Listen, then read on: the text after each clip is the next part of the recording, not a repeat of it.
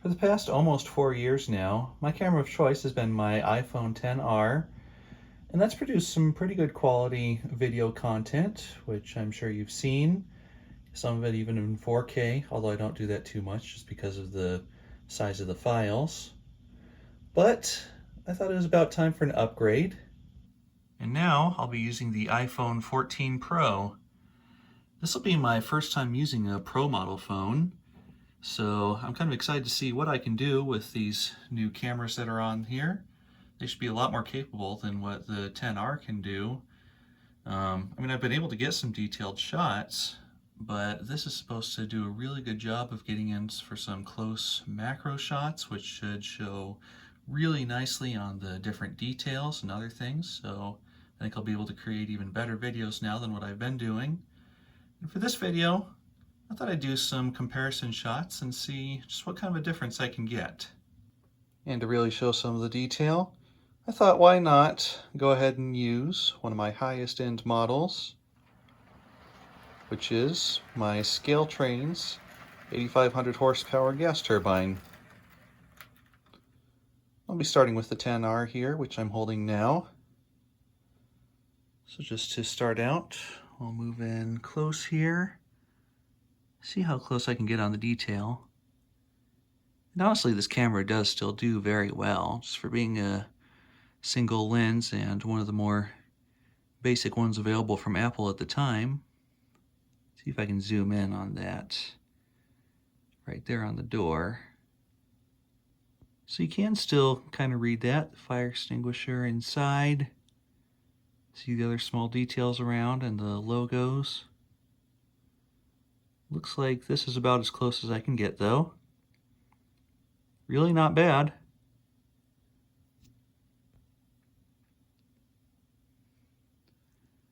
And then looking through the ventilation here, zooming in close again, you can see right through that.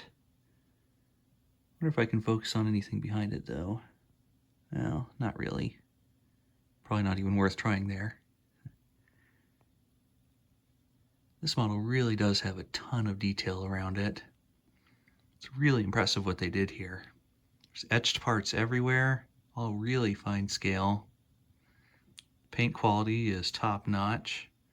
Everything looks really smooth, clean, sharp. And if you look just right into here, you can even see the turbine blades. It's too dark to capture here though. Well, anyway, going down the tender here, fully etched roof walkway, very finely scaled. And then each individual tender step is also an etched part. This is all just some really, really fine work that they did on this. Like every inch of this model is just absolutely impressive. Now let's switch over to the other one and see what kind of detail I can show. Now starting off, you may be noticing right away that this picks up a lot more in low light environments than the other camera does, which I think will be helpful considering I make pretty much all my videos in my basement here. Let's try zooming in more. This is just the digital zoom, but now it's switching over to the optical zoom. See, zooming, of course, doesn't work quite as well for getting in on small details like that. So let's try switching over to the other setting. Just bring it in real close.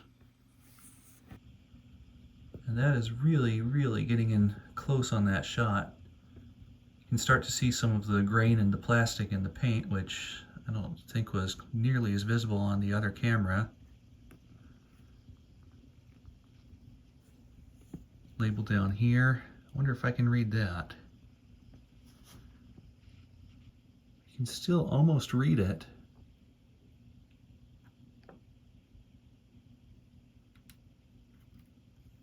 That is pretty impressive.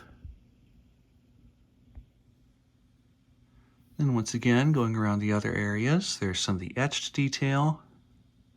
You can see into the grill work there real nicely. You can even see that some of the holes have been slightly filled by paint and glue. Of course, that's super hard to avoid, which I found myself from my own work.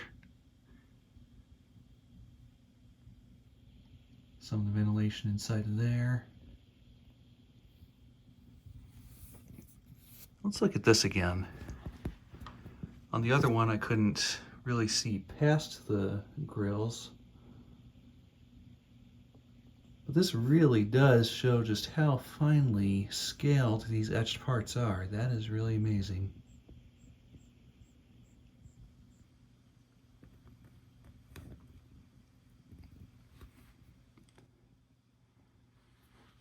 And then going up to the second unit again. Back to some of the same etched details. Everything just looks super clear and sharp.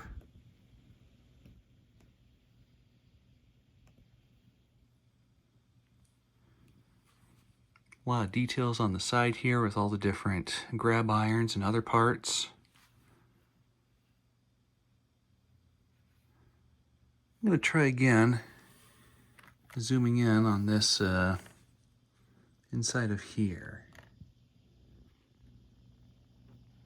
I guess not quite for there, so I'd have to shine a light inside to really see what's in there. I do know there's a turbine blade detail, which when the light is shining just right, you can see it clearly.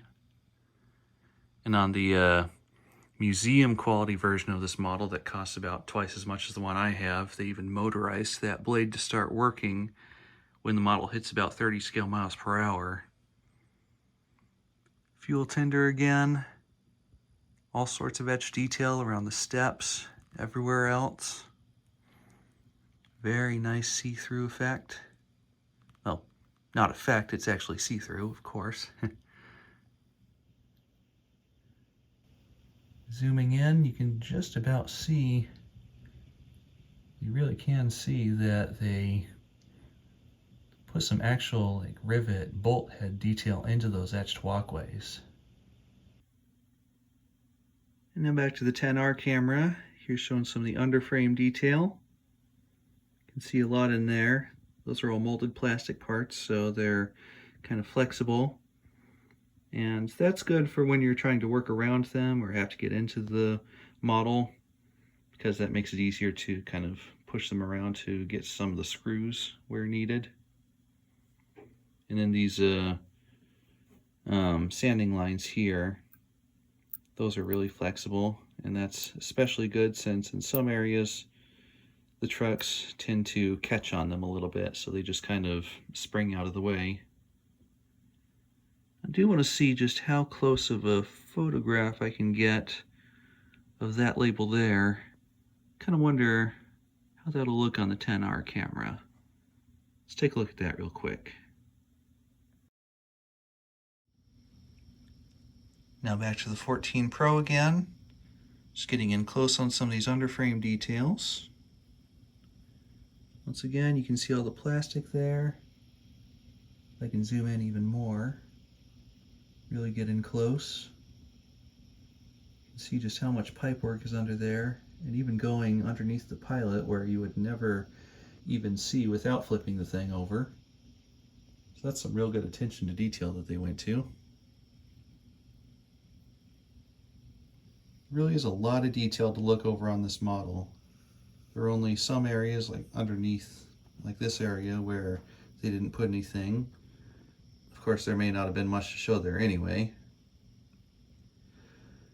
And now, like I did for the 10R camera, let's try getting a photo of that one label again and see how close I can get, and see if maybe it'll be readable. I did have to shine some light in there in order for the camera to pick up the detail correctly, but that really did get in close and show it about as clearly as anything else could, I think. Now, as for just my quick review of the model itself, and once again, I really think they did a spectacular job of all the detail and just attention to detail around here. Everything just looks as great as can be. I don't think there's really much more that could have been done on the outside. And on the museum quality model, I think they even had some additional like flexible tubing that could fit in between the two engines there. And then it was magnetically coupled to make things fit together easier.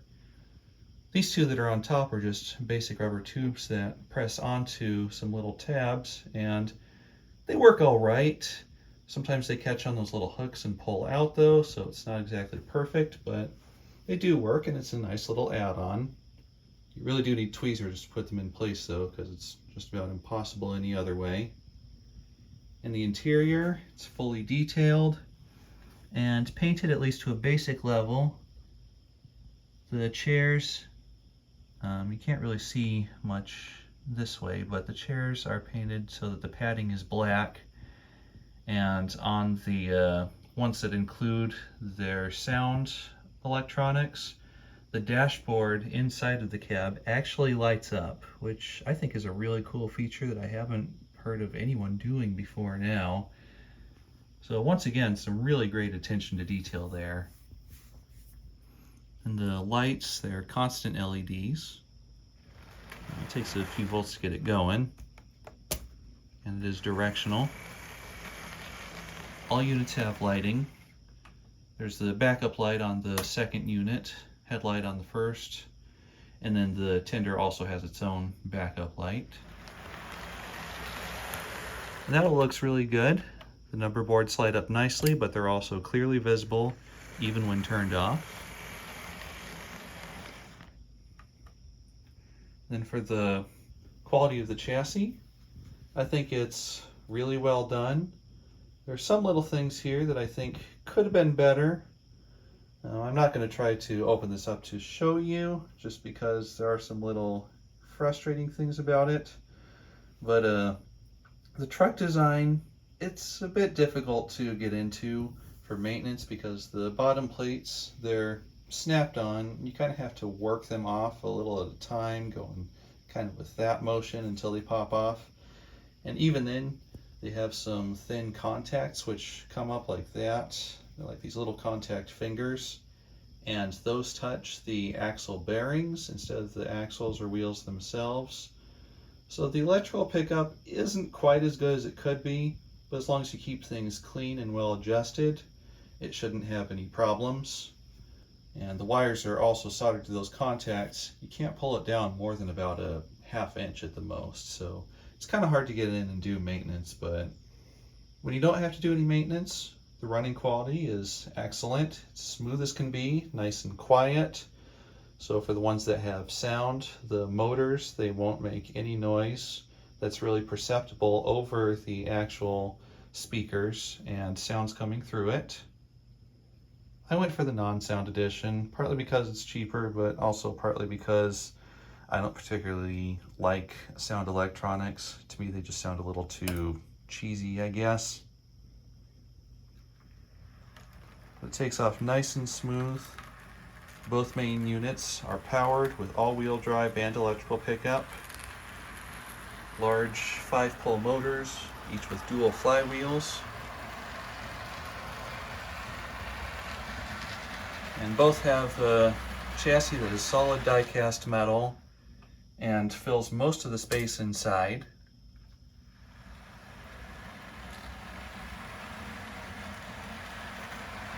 Now, some areas are left open for other things.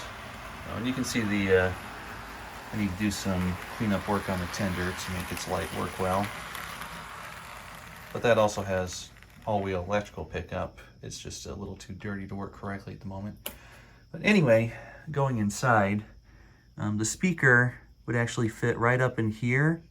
There's actually an etched detail that you can't really see too well from here. Maybe I can zoom in a little more. So there you go, I turned the light on now so you can see that grill inside. That really is nice that they would go that far to provide that much detail, even in areas that you're unlikely to see at all. And that's where they fit the speaker inside for the A unit.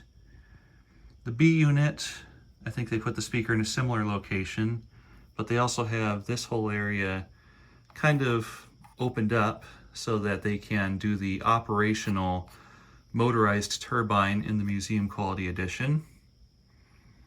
So there's space where it could have had more weight, but at the same time, 24-wheel drive, and each of these units weighing a pretty significant amount, maybe just about a pound each, you're really not going to have any problems at all with pulling a realistically long train. I wouldn't be surprised if you could put 100 cars behind these things and it wouldn't have any trouble at all pulling it along. They also provide their own couplers, which are KD compatible and scale sized. They look realistic. And the knuckles work the same way as KD couplers with a small coil spring inside. But there are no magnetic trip pins on there, so they won't work with magnetic uncoupling unless you install KDs in place of them, which the boxes are KD compatible. So overall, I really think that the ScaleTrains 8500 horsepower turbine set is just a really excellent quality unit all around, really excellent quality set. I bought this directly from them for $500, I believe it was. And for the amount that you get in this, I honestly think that was a pretty good value. I don't really see that any other manufacturer could have done any better than that on pricing. And as for me and the iPhone 14 Pro here, I'm really impressed with what the camera on here can do, and I'm looking forward to seeing what else it can do for my videos and the content that I create.